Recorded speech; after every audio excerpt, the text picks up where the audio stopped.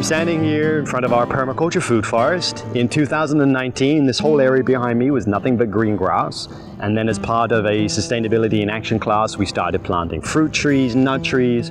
Following year, we got another student project and a grant from Tree Canada to fill the area with bushes and berries. So we now have raspberries, blackberries, black currants, red currants, gooseberries, blueberries, hascaps. What else am I thinking of? Mulberries, apples, plums, pears, pecans, walnuts, acorns.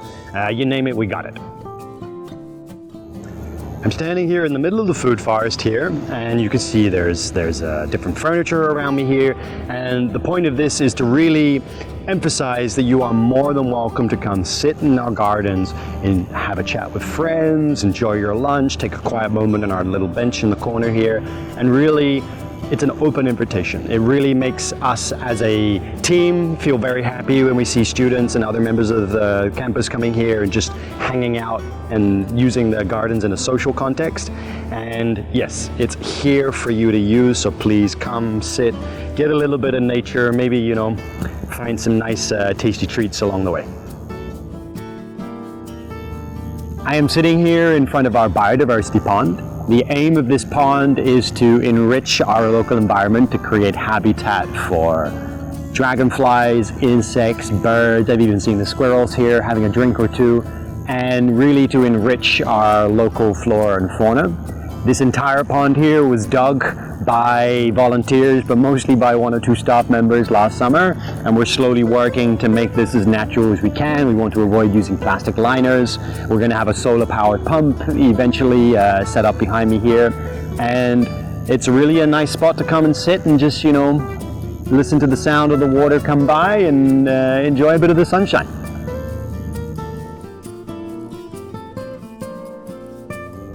I'm standing here in front of our brand new vegetable boxes. The idea with these vegetable boxes is to demonstrate what organic crop rotation looks like. So in this box this year we have our greens, so we have tobacco, basils, there's some cress in here, and then in the following years there'll be different families of vegetables. So the other families we have at the moment, we have a brassica box with things like broccoli and kale inside, Brussels sprouts for those who like it. And then behind that we have the squash box, so we have butternut squash, spaghetti squash, as well as cucumbers in there. And then inside my little squirrel protected area we have more brassicas as well as the nightshades, so tomatoes, eggplants and peppers. And then next year everything will change around, so we give the soil a break, we get to replenish the nutrients that have been taken by the different plants, and we get to experience more beautiful abundance from each of these boxes year after year.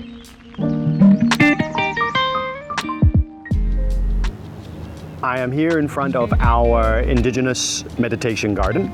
This is a structure made out of living willow that we eventually are going to braid all the way together to make different kind of interactions available in this space. It'll all be braided over the top here. There'll be verbal recordings inside here that folks can listen to that talk people through some different guided meditations from different Indigenous people across Canada, and this is really what this spot's all about.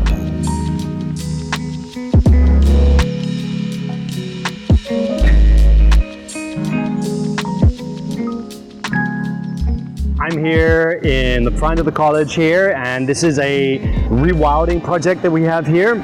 Again, this was all grass before we got started, and last year we started to plant beautiful perennials, annuals, self-seeders around here, all started by students with the aim of increasing our biodiversity, increasing our, that's so beautiful, increasing our ecological services to the neighborhood, so that not only is it the campus a space for humans, it's a space for the birds, the bees, the butterflies, and everything else that comes with it.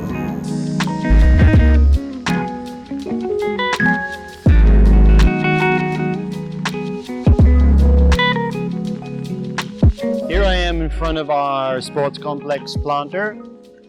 There's a variety of perennials in here as well as annual plants. I can see potatoes, amaranth, dill, shiso, wild spinach. And then over here we have one of our ecological no-mow zones as well as a biodiversity planter. It started like 6 years ago now. filled with perennial species for the birds and the bees that live on Vanier campus.